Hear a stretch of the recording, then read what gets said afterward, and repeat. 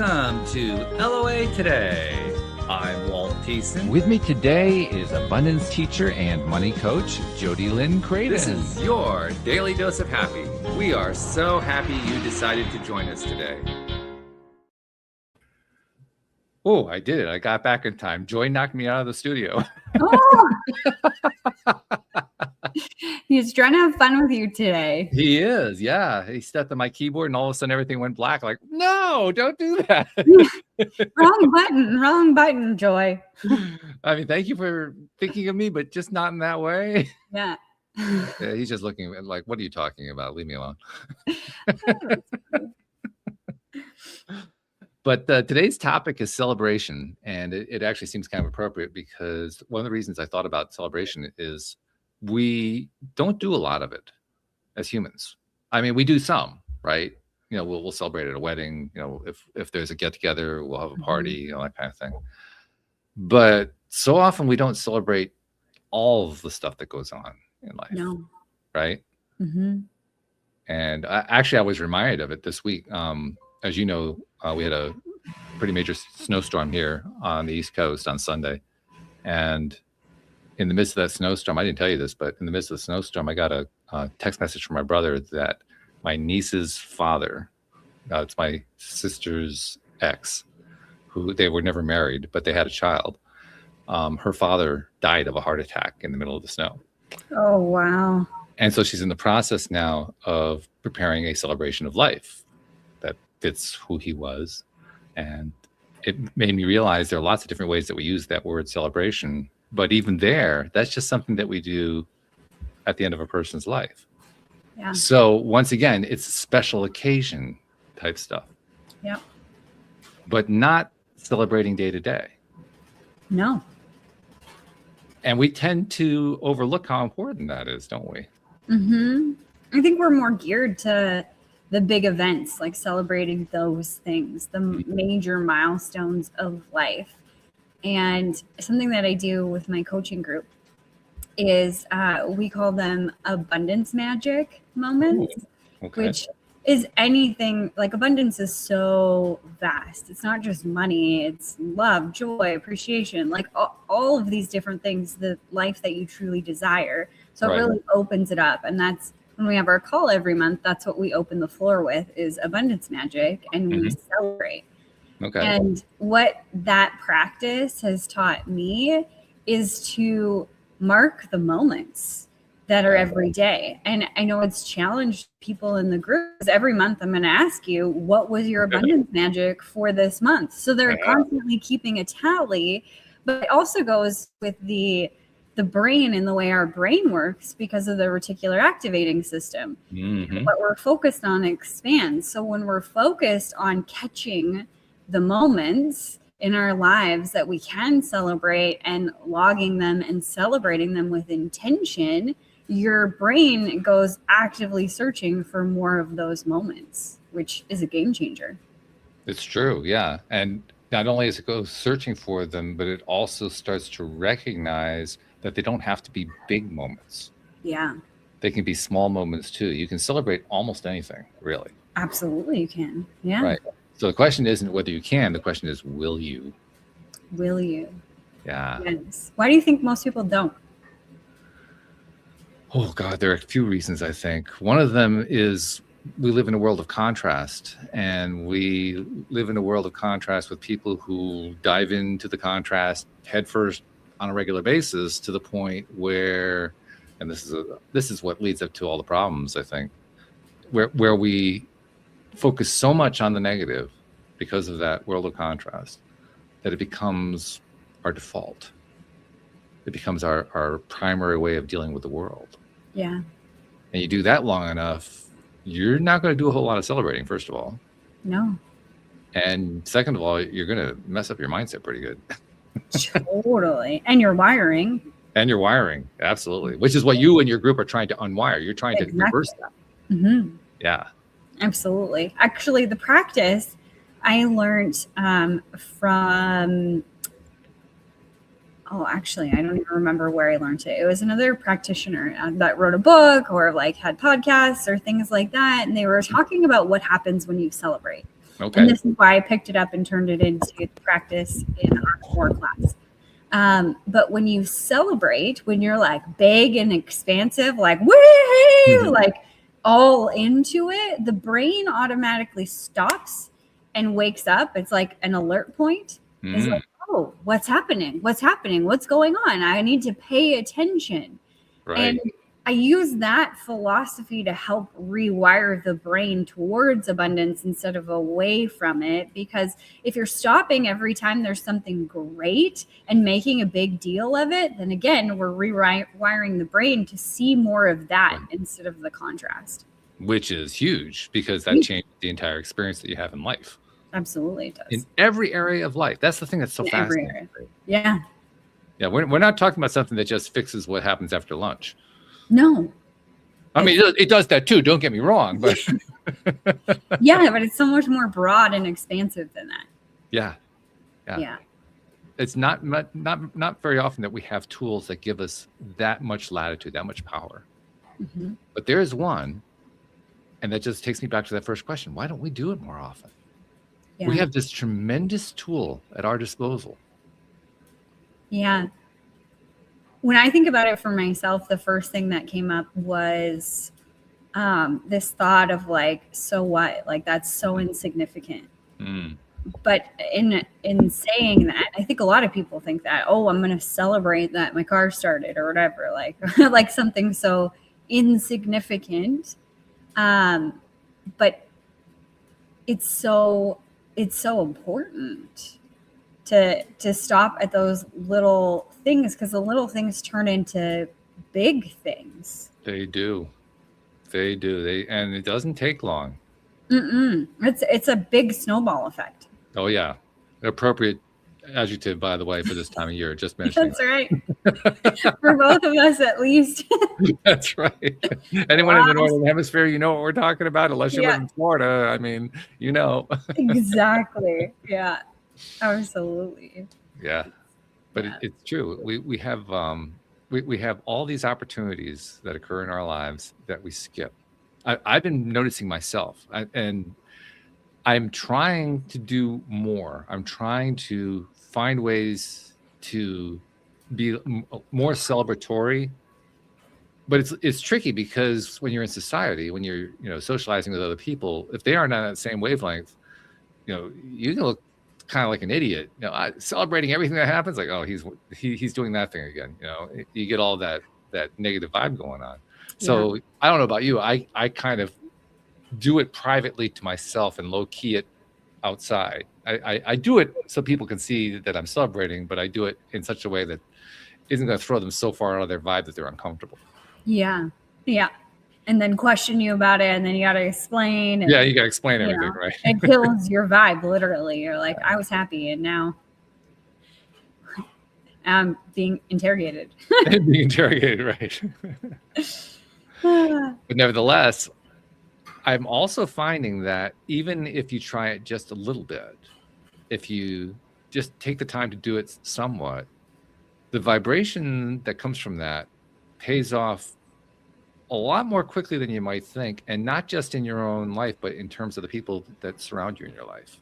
Absolutely. So like I was talking about, when you're socializing, I'm finding that just by giving more attention to celebrating little things, people I'm interacting with are people who celebrate little things.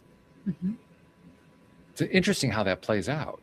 Yeah, your vibe attracts your tribe. Oh yeah. And it's not like I was like, I wasn't being selective about it. I wasn't curating, saying, okay, you're going to be my friend. You're not going to. I wasn't doing that. No. I was just going out into social groups, being who I want to be. And that's what the groups are turning into. That's fascinating. Because that's pure vibe. That's pure LOA at that point. That's pure vibration. Absolutely. Yeah. Yeah. Really fascinating. It is fascinating that you kind of like wedge out the people who aren't on the same wavelength as you, or not open to it, at least. If they're open, then they're listening. That's something that I actually found about my husband. When he was off work and I had started, my coaching programs and stuff like that, he was always here. But he would be in like the kitchen or like wherever. We have a very open workspace / living space. Right. But but I didn't realize how much he was listening to the things that I was saying. Like, I mean, he listens to me, but like was really deepening the experience by just listening and, you know, practicing different things or mulling different things around in his mind of what I had said and how that really opened him up. Like, he's even said to me, you know, I thought it was a little weird, some of the things that you do and things that you did when I first met you. But he's like, my mom was like that. Oh, and really? So, and I never got the chance to meet her because she passed like right before we met. Oh, yeah. But she was like that. So he was open to it, even though he didn't understand the changes that he has made. Like, he's a more positive person today than he was when we met. Just from listening and watching me do that and then taking it on. And it's so funny, when we went to Hawaii just recently, I'm always like celebrating the wins, and great things always happen to me, like just awesome stuff. There's lots of abundance magic, and I'm celebrating those things. We literally get off the plane and we go to the car place, and there is a bunch of people that are also going to the same car place because, you know, in Hawaii, you get there like late, from Canada at least. You get there late in the evening and everything's like waiting for you, but they're supposed to be closed. So he's like, oh God, we're gonna have a huge line. We went, and I was like, no, it'll be fine, whatever, right? We went, we were like the first ones off the bus, the first ones in line. And then we got the perfect lady, and the lady's like, okay, I have like a Kia, blah, blah, blah for you. And it's like, oh gosh, a Kia? I can't be seen driving a Kia. And she's like, oh, no problem. Do you want the Jeep? And he's like, yeah. Like, are you going to charge me more? She's like, no. Like, he like grabbed the keys, run, start the car, you know, like we get in, he's like, I can't believe that. And I was like, we got to celebrate, because when we looked at, you know, actually ordering the Jeep online to reserve that, it was $1,000 more than the one we picked, and she didn't upcharge us at all. Like, that's fantastic. Great way to start the vacation. Free stuff. Yeah. By the way, what he was doing, and I know you know this already, but what he was doing for listeners, he was celebrating. Exactly. I mean, he wasn't consciously saying, I'm going to celebrate this instant, but he just got all excited, and that is celebration. 100%.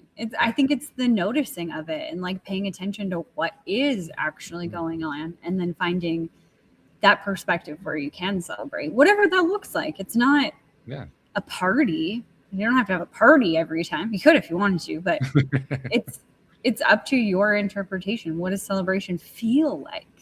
That's right. You know? Well, that's just it. You just touched on the magic word, feel. What does it feel like? Because you can experience anything. You can experience a pile of dirty dishes, and if it feels good, it's a celebration. It's not a pile of dirty dishes. It's a celebration. Absolutely. You can experience a fine dining room, and if you feel miserable, it's going to feel like crap. I don't care how pretty it is. It's going to feel like crap. Yeah. Absolutely. Or if it's a party in your honor and you're miserable, you're not going to feel very honored. No. But on the contrast, it's so interesting because, like, even doing the dishes, we take all of these things, most people do, for granted. You know, the simple task of getting up and going to do the dishes. You know, I have 2 hands and 2 arms and 2 feet and 2 legs, you know, that all work in unison to get me to, you know, the sink. And to be able to stand for 20 minutes and do the dishes. There's people that can't do that. People that don't have the same function. And like, that's another deeper layer of like being intentional and celebrating all the things you do have. Sure. Well, what you're also touching on for me is how we often have guests on the program, usually have guests on the program who come in and talk about their crash and burn moments, right? Yeah. And those crash and burn moments, it's still astonishing to me how consistently the same tale comes out, how they went through the crash and burn moment. They never want to go through it again, but it's the best thing that ever happened in their lives. Yeah. And I'm so glad that it happened. This is another instance of that, because like you were just describing the whole routine about standing at the kitchen sink doing the dishes for 20 minutes. There was a time in my life, I mean, I did not really have a great upbringing in the sense of being shown, here's how you actually do the basics of living. I didn't get that. partly because my mom wasn't really good at it anyway, but partly because it just didn't get it. So when I first was on my own, I mean, my place was a disaster. It really was. After growing up a bit more, and then later on getting married and living in a relationship for 23 years, now I don't even think of doing the dishes as a chore anymore. Because for me, it's a way of creating how do I describe it? It creates a feeling of stability and safety by doing the dishes. Do you know what I mean? 100%. I have like a real life example if you want one. Okay, yeah. Well, actually a couple. Okay. They're two almost exact same scenarios, but I didn't figure it out until the second one. The first one, my mom has had some mental health issues, and she had a bipolar episode when I was like 12, 13, somewhere in there. And she left a note saying that she was leaving. And we came home from school and we saw the note, and my brother immediately broke down. And like, I was the one that had to call my dad because he was still at work and tell him that she left and that there was this note. And I remember the family congregated, like my bigger sister Wanda was there. She came after my dad got home from work, and my auntie and my grandma. So there's a few people that were around, and everyone was in the kitchen, and my brother was having a really hard time and was bawling his face off. And I immediately got up and I started doing the dishes. Oh, really? Yeah. And I never really understood why I did that, to like where that came from, whatever. And then when I was done, I went down to my bedroom and then I cried my face off. My auntie came to be there for me because she heard me crying and whatever. And I kind of chalked it up to I needed to be strong, or I felt like I needed to be strong. And that was there for sure in a part of it. And then fast forward, like, several years later to like last year, there was another individual in our family that was having a mental health crisis. And literally after dealing with this individual that I care so much about for the day or whatever, I came home and I was like wired, like the emotion from the trauma from before coming up and the new trauma and the things that were going on at this time. I literally got up and I did the dishes. Yeah. And in that moment, though, the second time I caught myself, it wasn't completely unconscious. Well, you realized it. Okay. I realized it. Here I am doing the dishes. And why am I doing the dishes? And it was, what does this make me feel? Or like, what do I equate to doing the dishes and having a clean kitchen? And it was safety and comfort and even expansiveness when the kitchen is clean. Sure. And I was like, okay, that's okay. I'm okay with that. That soothes me. That helped me. It was something that I could control and something that I could contribute. And I was exhausted in that moment. So I was able to stop doing the dishes and say, this isn't what I need right now, but thank myself for the lesson of I was looking for comfort and safety in this moment. And I was able to remind myself that I have that comfort. I have that safety. I'm in my home. I'm okay. Yeah. But it was a game changer learning it. Now, is that something we would normally think of as a celebration? Probably not. No. But it is. Should. Yeah. It was a huge eye opener for me. I finally understood why I do certain things. And then once you understand or have that awareness, then you have the ability to change, to move, to not be so singular in the way you approach things. Or as the way we often describe it, to not be so stuck. Yeah, exactly. Because before it was completely unconscious pattern. Yeah. I just did it because that's what felt safe. That's what I felt like I could control. That gave me comfort. But I didn't know that's what I was doing until I landed up there the second time. And I was like, oh, yay. And I did celebrate in a different way. It wasn't like a woohoo, I celebrated and I'm really excited, but it was I stopped and acknowledged that. Okay, I got you, baby Jody. You want to feel comfort. You want to feel safety. Is this the best way in this moment with how you're feeling right now? Maybe not. Okay, let's shift. Let's go lay on the couch and cuddle with a puppy, or let's listen to some music or do something else that you can decompress. And if it was a good way to deal with that moment, then thank you for that moment. Exactly. Yeah. 100%. No judgment of what it was. It just was a recognition of, I'm giving myself what I need. How beautiful. Now, as you were telling that story, Joy comes over and he jumps into my lap. Well, he does it Joy style. He very carefully crawls in, but nevertheless, it's the equivalent of jumping into the lap. Yeah. And I was realizing as you were telling the story, I'm petting him, I'm stroking him, he's rubbing up against me and so forth. We're celebrating this moment in the middle of a conversation I'm having with you. Yes. That's an important thing because that means celebration doesn't have to be limited to a linear progression of things. No. You can actually multitask celebration. Absolutely. Yeah. I think we just put too many parameters on what celebration is. It's a party, it's a balloon, it's a cake, it's a whatever. Celebration is whatever you want it to be. I think it really just comes down to the feeling. Because whether you're at an actual party or you're having a party in your energy field, if you will, both can feel the exact same. Like me sitting here by myself, I can exhibit the same thing. Last week we were talking to, I can't remember his name, Matt, maybe, the hypnotherapist. He was talking about think about a lemon and imagine the lemon. Yeah. It's the same skill set. If you can get your salivatory glands or whatever going by thinking about a lemon and you're experiencing the taste of a lemon without there actually being a lemon, there could be an entire party without being at a party. In fact, science backs it up, doesn't it? Because science has taught us that we can experience something in our minds and our brains can't tell the difference between the actual experience and the imagining of it. That's right. And they even say that witnesses that have witnessed big tragedies, like something big happening, that their memory right after the incident is more reliable than a year from the incident. I think they did this with 9/11 survivors or people that were around.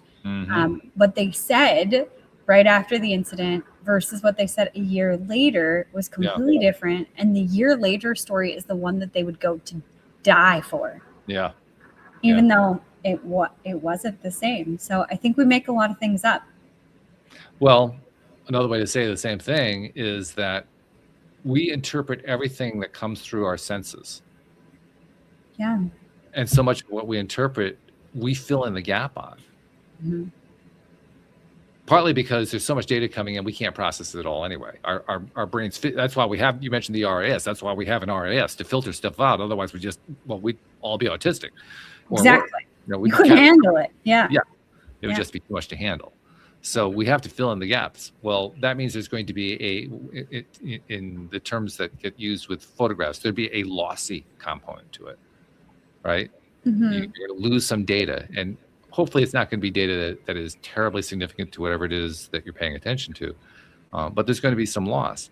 And then you can also go the other direction where there's just not enough data. So you can actually have an event that was lossy in the sense that you lost some of the data that came in, you retained a piece of it. Later on, you couldn't remember the other piece of it, so you filled in the gap with your imagination. Yep. So and that's people do that all the time. Oh, yeah. That's like normal behavior. It is very normal behavior. But what it makes me think about is how much of my past and the way that I think it went is absolutely true. Yeah, that's kind of unnerving, isn't it? When you realize how much we're able to do that, how much of my memory is not accurate. But also freeing. I look at it from the freeing perspective, because if you're stuck on a point, this person said something and it made me feel this way, and this is what they meant. And I always challenge people, including myself. I started with myself in everything that I coach, but the first thing I started to challenge myself was the who says. Like, did this person actually say that to me? The easiest one I have is, I was thinking about being a good wife and I was really beating myself up. And, as a good wife, I should do this and I should do that and I should do this. And, these are the expectations of me as a good wife. And then I went, wait a minute. Did I ever ask my husband? No, I never had that question as intense as that, like, or intentional of like, what do you expect from me as your wife? Never asked that question.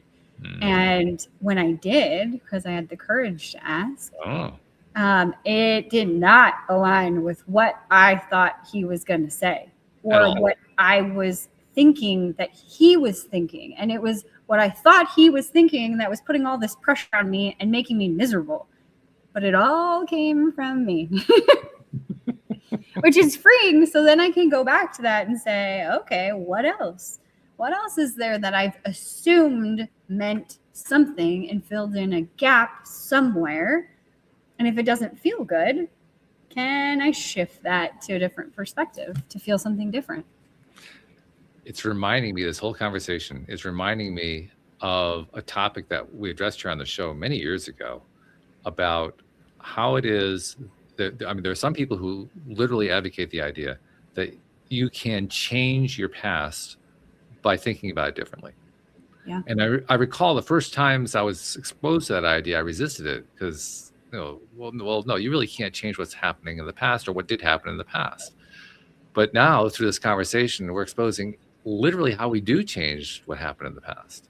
Yeah. To the point where most of us would be pretty hard pressed to say, we know 100% for sure what happened in the past. Yeah.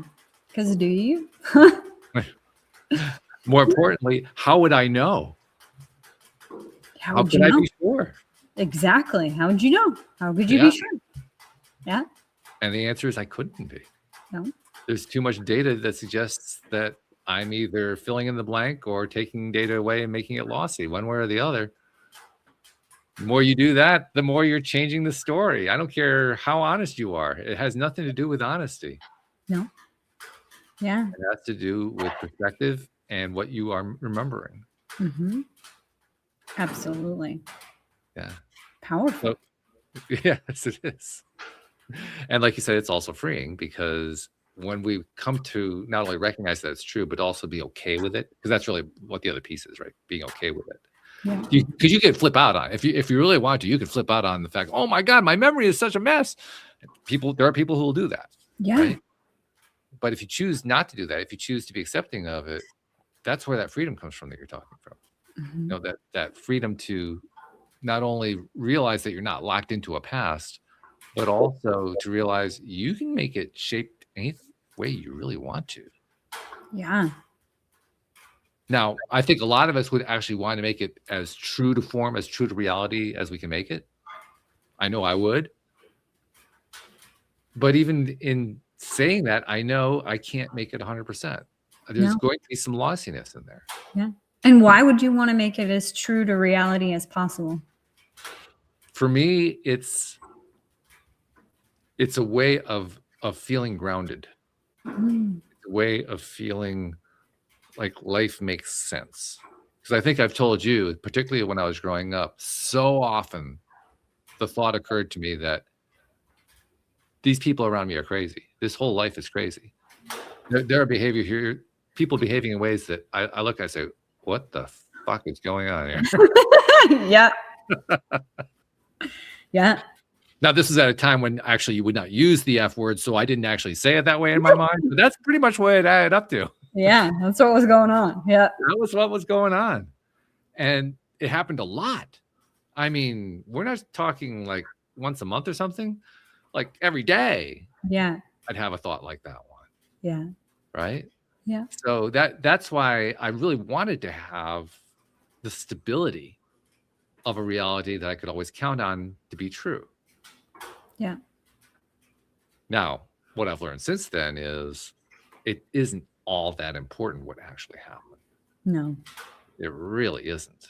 In the grand scheme of things. I mean, one of my favorite, I'm not much of a meme person. I don't follow memes very much, but I do have a few that I like. One of my favorite memes is a picture of the galaxy taken through a telescope. And there's this little speck of light over here, and there's an arrow pointing to it and said, that's where you're trying to figure out how to pay your mortgage.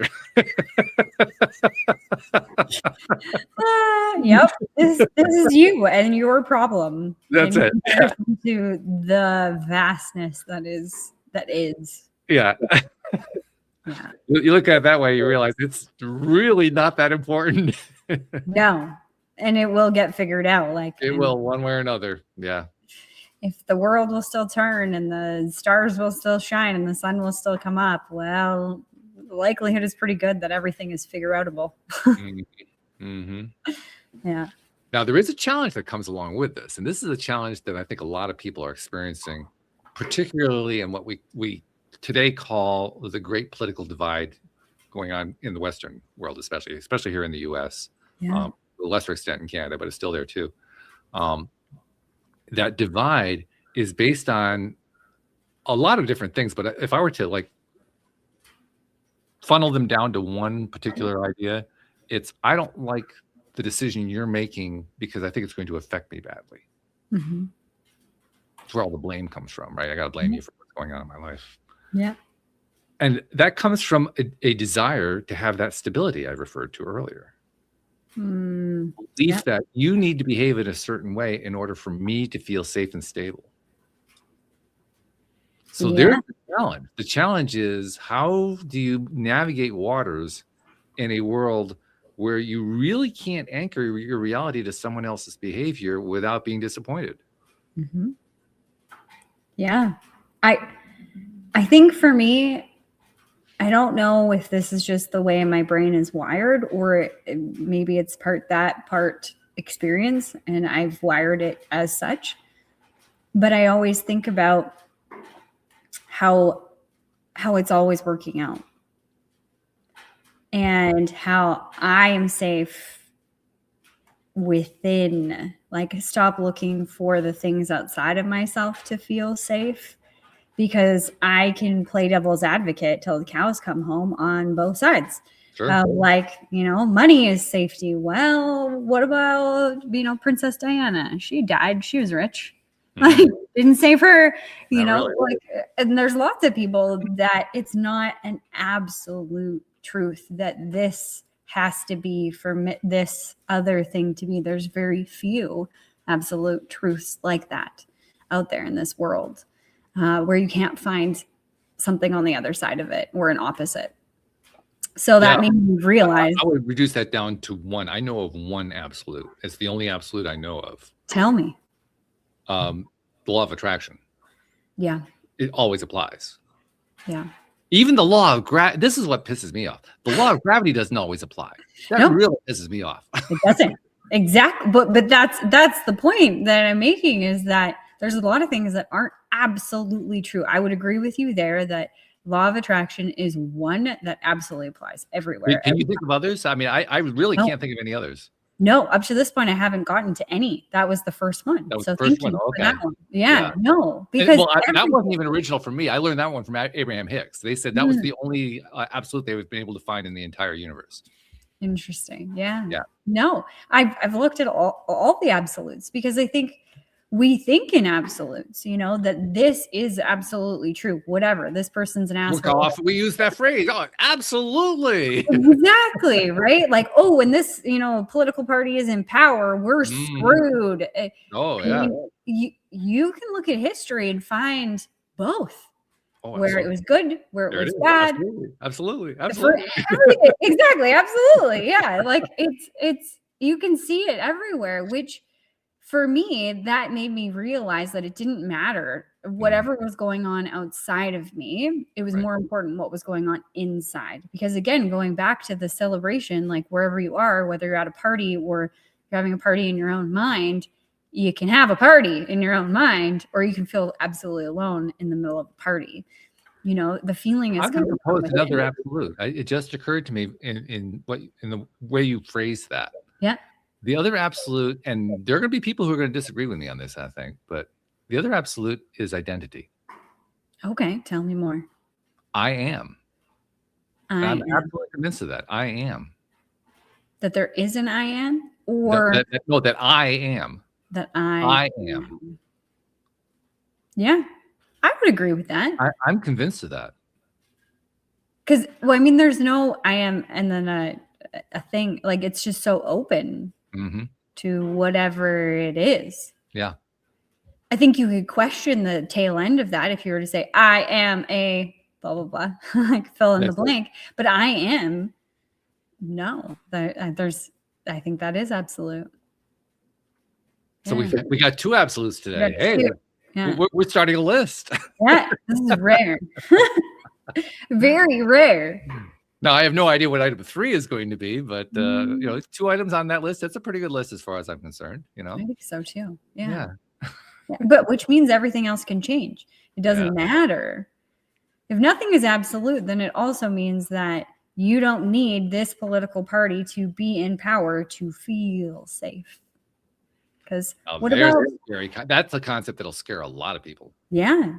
But I mean, you think about if I held this belief system, and it doesn't matter which party, it really doesn't matter, that I feel I have to have this party in place to feel safe. Mm-hmm. And then you travel to another country. Do you feel unsafe in another country? Maybe, perhaps, probably not, because you booked a vacation there. So probably not. Do you know anything about their political parties and who's in power? Probably not. Most people don't. Most people have no idea what's going on in other countries, and you still feel safe. So we just broke that absolute. Because if you can go somewhere else and it doesn't matter, why does it matter where you're standing right now? Yeah. I don't know. Just a thought. Well, this is where introspection comes in, doesn't it? Mm-hmm. Because that's really what we're talking about. Whenever we're talking about afraid of somebody else, or afraid of a political party, or afraid of fill in the blank, what we're really talking about is our relationship with ourselves. We don't think of it that way, but that's really what it all adds up to. Yeah. It is, and how secure you really feel with who you are. Yeah. Who I am. Mm-hmm. Yep. I told you last summer, there was somebody I was seeing when we broke up. I told you how she told me that I held up a harsh mirror. And no, I wasn't laughing at the time, because it was, you go through a breakup, it's painful. So there's all that. But as I look back, that's a pretty funny statement. Yeah. Because a mirror is just a mirror. It's just a reflective device. That's all. There's nothing harsh about a mirror. It's just a piece of glass that reflects. That's all it is. That's right. It's your interpretation that's harsh. Yeah. Yeah. So who's harsh? The mirror? No. Person looking in it. Looking in it. Yeah. And that's so interesting, because we are so harsh on ourselves. I think the hardest thing about developing and exploring and had this introspection conversation, like even getting to the point where you could start unpacking some of this, is you have to be able to look at you. Yeah. And a lot of people are afraid to do that because we're so harsh on the world around us and on ourselves. So it's scary when you're that harsh to look at yourself and feel like you're going to be okay after. It feels like this big void of like, I'm going to hate myself, or I'm going to hate all of these things. And I actually used to think that before I really started to dive into personal development, like they're going to find out. They're going to find out. Yeah, but like I don't know. I just always had this feeling they're going to find out. And that was in my head all the time. And I eventually, when I dove into it, like, what do you mean? Like, what are they going to find out? They're going to find out that I'm not good. Oh, interesting. So I think I'm not good, or the things that I've done, not good, or whatever. And that's looking at yourself and being able to apply compassion and love in that conversation. It's a game changer, and it's a difficult thing to do. A difficult journey. A lot of people have self-esteem issues, self-love issues. That's why. Yeah. That's where it comes from. Yeah. That exact behavior. Absolutely. And I get it, because everybody else is judging everybody else, and we're judging everybody else, and like we're so hard on ourselves. Oh, it's crazy. Yeah. The most like epic moment, or one of the most epic moments in my life, I cheated on my ex when we were still together. I kissed another boy. And yeah, anyway, it was I believe it was like my opportunity to crash and burn things, get out, whatever, right? But when I told him, because I'm very bad at keeping secrets like that, so, literally get off the plane. You obviously did not get the memo on what to do with secrets. No, my face didn't get the memo. Like my brain can wrap, the feeling around it, but my face did not get the memo. It just everything. So literally kissed a boy the next day, got on the plane to come home. And he's picking me up at the airport, and I make it like 15 minutes in the truck. Like not very far. It was a very bad and explosive conversation. And it was a very like abusive relationship, not physically, but hey, it was gonna get there. Like he smashed a hole in his windshield when I told him. That's so pretty close. yeah, it was scary enough anyway. But when we had gotten home, he had said to me, everybody's gonna hate you because of what you did. And I already felt that. Like, I'm an awful person. How could I ever be loved again? How could I ever love myself again? Like, I am a dirtbag. Who does that? I was really beating myself up, obviously, before he had said that. And then he said that, and I believed him. And my one best friend, she's a few years older than me, like 15 or 16 years older than I am. But she's been my best friend, like ride or die for years and years and years. So she met me when I had first started like dating him and, whatever, right? Like we've been friends for almost 20 years now. Okay. So she was there through it all. She didn't like him. I don't remember that. But she says that now. She hit it well. Yeah, she hit it well. That's right. So I was terrified to tell her because she's gonna hate me and I'm gonna lose my best friend. And I'm already going through all this turmoil or whatever. And, a side part of the story was I wasn't allowed to call her or talk to her. So when I went to work for the first time after I told him and was by myself because I went to work ridiculously early, I was like, okay, I'm going to call her. So I called her while she's on her way to work. It's like 7 a.m. And I'm like hyperventilating crying. Oh my. Yeah. And I'm like, and she's like, are you okay? And I'm like, no. And she's like, what is going on, Jody? What's happening? And I was like, you're gonna hate me. And she's like, what? And I'm just bawling my face off. And I was smoking outside and it's winter. I'm all by myself and it's dark and whatever. And I'm just like, you're gonna hate me. And she said, well, what did you do? And I was like, you're just going to hate me. And she's like, did you kill somebody? And I was like, no. And she's like, babe, like, just tell me what you did. Just tell me what you did. It's okay. It's going to be okay. And so I tell her I cheated on him. And she's like, oh, that's it. Just like that. Oh, that's it. And she's such a sweet woman. Oh, that's it. And I was like, what? She said, Jody, there's nothing you could do that would make me love you any less. And that was like the moment of like a turning point, a huge turning point in my life. Because if she could love me that much and forgive me, it gave me the opportunity to love myself with equal measure. Did you feel like you were able to do that at that point? Yeah, I started to. I mean, I've still felt a lot of shame and, like all of that stuff. But really that became one of the tools that I teach. Like when I'm really struggling to like move past what I'm thinking, like I'm thinking I'm a horrible person, I made a mistake or a bad decision or any of those things, when I'm like really hard on myself, I think about what would she say to me? Really? And she's always nicer to me than I am to myself. So that helped me out of a lot of different perspectives because of the way that she handled that situation and just how she just purely left me. Like, okay, it's no big deal, whatever. Like, do you think you did it on purpose so that you could leave him?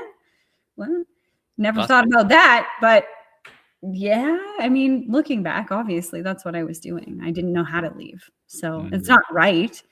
But it's what happened. And I can disconnect the two.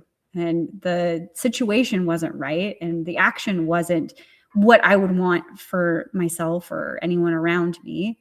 And even though I did it, it's not an absolute truth that I am bad. That's not the case. Not even close. Yeah, exactly. So, but most people don't get there. That's the interesting thing. That's one of the things that's driven this show for a number of years, because I've wanted to explore that question. That's really what that is. It's a question. Why is it that we have so much trouble getting there? Why is it we have so much trouble making these shifts? Why is it that we find it so challenging? Why do we feel so stuck? Why do we feel that all these things are in our way, and so on and so forth? And I've long since come to the conclusion we're the ones doing it to ourselves. So that ties in with what you were talking about before.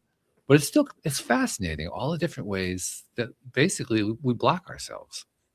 and usually do it without realizing that what we're doing is blocking ourselves.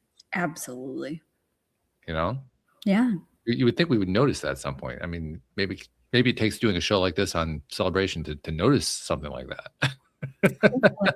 Hopefully somebody's listening and they, take a different perspective today. I'm sure that's celebrate that they did. Yeah. Like, holy shit, what a celebration. Like that, in my teaching, I teach about money. And most people are like, I ask them, why do you want money? I want to make an impact. That is like the number one thing. I want to make an impact. And everybody thinks you got to be rich to do it. But I challenge you to think about the most epic moments in your life, the most like game-changing moments, the ones that struck your heart. And I bet you 99.9999999% of the time, if not 100, for me it's 100, but 99.9% of the time, they have nothing to do with money. Money never entered the conversation. It wasn't even part of the picture. It wasn't. No. At all. Because it's just a piece of paper. That's right.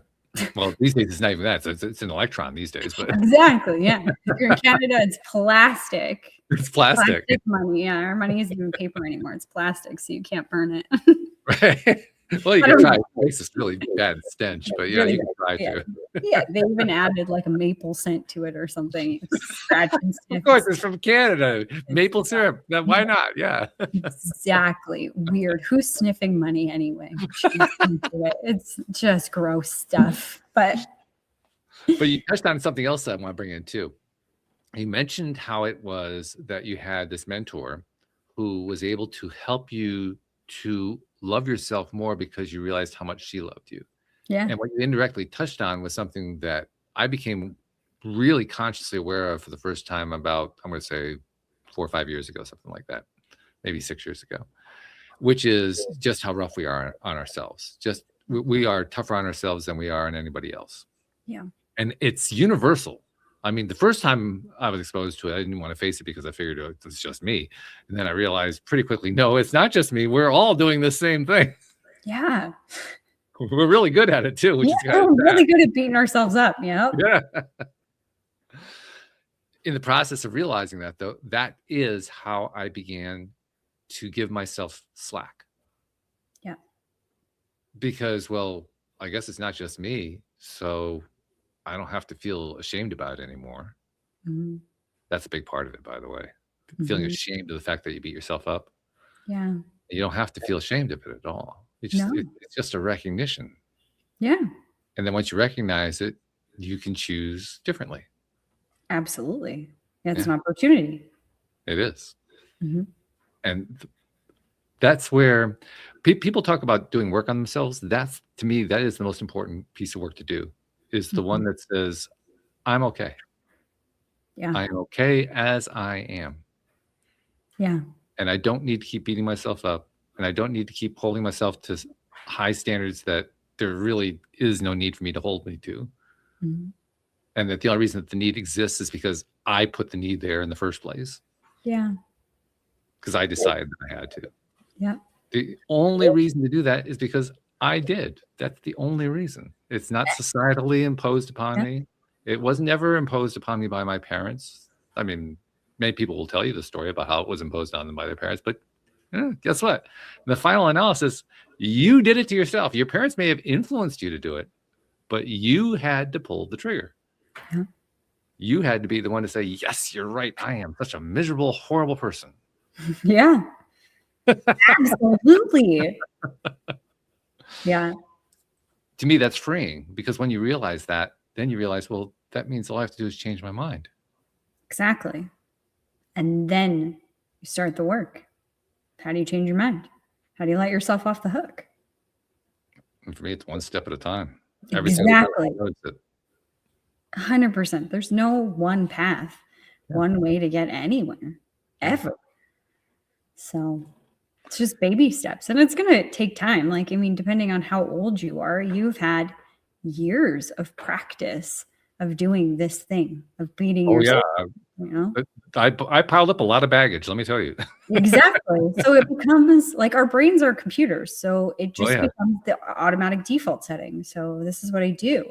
And that's okay, because then you can celebrate and wake your brain up when you wake up in the middle of a pattern and slowly walk it back piece by piece. And I don't want to do this anymore.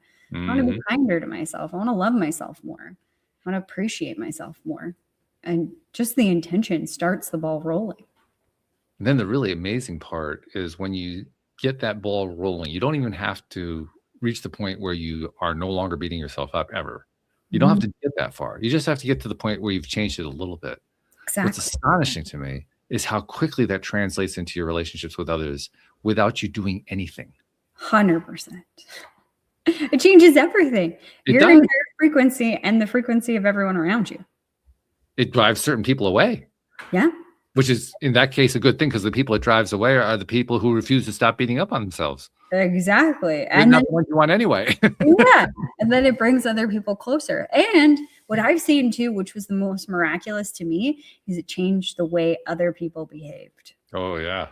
You know, I've heard that lots in law of attraction. Like, you know, you change the way that you see things and everything changes, or like you change the inside and the outside changes. And for a lot of things, yes, I believed that. But when it came to other people, I was like, I don't know, like they're an asshole. So you're going to continue to be an asshole. But to my surprise and delight, those people who were assholes or said asshole-ish things, they completely changed. When I changed, when I started seeing them differently, when I gave them that compassion, that love, and not even to their face, it was completely behind their back with my little journal and like journaling and practicing. I love Radical Forgiveness, the book, and they have like exercises that you can get for free if you just Google Radical Forgiveness PDF worksheets.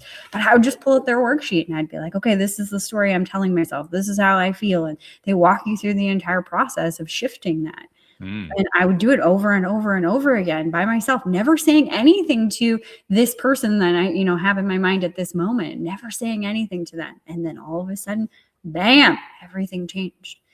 And I was like, holy shit, they're a completely different person. How did that happen? Like, I didn't say anything. I didn't do anything. And I've noticed it in small ways. There's a group, a meetup group that I've been participating in for socializing. And we went bowling recently. In fact, I hadn't been bowling in like 40 years, and there are actually a couple of groups that go bowling periodically, just as a socializing activity. And so I figured, well, I'm gonna get myself a bowling ball again, so I can have a ball that actually fits my hand, which is a good idea. But anyway, that's a side point. The main point I wanted to make is there was a case at one of these meetups where one of the people who was attending the bowling party was really doing well. He was scoring much higher than everybody else was. And everybody else was like tearing him down for it. And just, you know, like, well, we can't even talk to you, that kind of thing. I mean, they were trying to do it in a teasing way, but, you know, the message was pretty clear. And I thought, well, geez, I don't know. I'm not sure I really want to be a part of that. Well, the next time we got together, I had a good game. I was going really well. And I had a completely different experience from the other bowler, because they were all praising me. They're all telling me how wonderful. Wow, you're doing so well. What's your secret? And I had, of course, I had my new ball. So I was showing them, because I got my ball with what they call a fingertip grip. I was showing them the fingertip grip and so forth. But my point is, my experience was entirely different on the same kind of event in the same group, just separated by about a 2-week period. Yeah. Same people, same activity, same thing happening, 2 entirely different experiences of it. Yep. And I know what the difference is, because the difference is the other guy, if somebody got a spare or a strike, he was quiet. With me, if somebody gets a spare or a strike, I'm celebrating their spare or their strike. Yeah. Every time. Yeah. And that's the difference. Absolutely. So interesting, our experiences. It is. Yeah. So much we can learn from our own experiences and from our interactions with others, observing their experiences. Absolutely. Yeah. And celebrate all of it. And celebrate all of it. Yeah. Well, and not only that, we can celebrate the fact that we actually came up with a list of absolutes today that had 2 items on it. That was pretty good. 100%. Yes. And just the conversation that we have week upon week upon week. The reason I keep showing up. It's just a beautiful, mind-opening, heart-opening conversation every time. Which is so much fun. Exactly. So much better than the other kind. Exactly. Why wouldn't you come back for this type of conversation every week? Well, actually, I do. Exactly. Me too. Try and get rid of me. I don't think I want to, and I don't think I could anyway. Well, yeah, actually, I could. I could start going negative. That would get rid of you really quick. They probably would. Yep. Yeah. Yeah. Yeah. But then again, it'd probably get rid of the show too. So That's right. We don't. No, not 2,000 plus episodes in. We're just yeah. keep going. No, we'll keep that track record going. That's a good record. I like that. Mhm. Exactly. Well, thank you for celebrating this with me. I appreciate that. Thank you. It's great to celebrate each other and the world that we live in, and the smallest of things like a sunset or a sunrise, or just being with one another. They all count. They all make a difference. They do. And I the way I know that is the way I know what I feel after we do a show like this. Mhm. I know you're feeling it right now too. My heart just feels like it's wide open and it's just full. Exactly. Right? Yeah. My cup is full, running over. There it is. Good stuff. Mhm. So thank you very much. Thank you to our podcast listeners everywhere. And we will see you all next time here on LOA Today. Goodbye, everybody.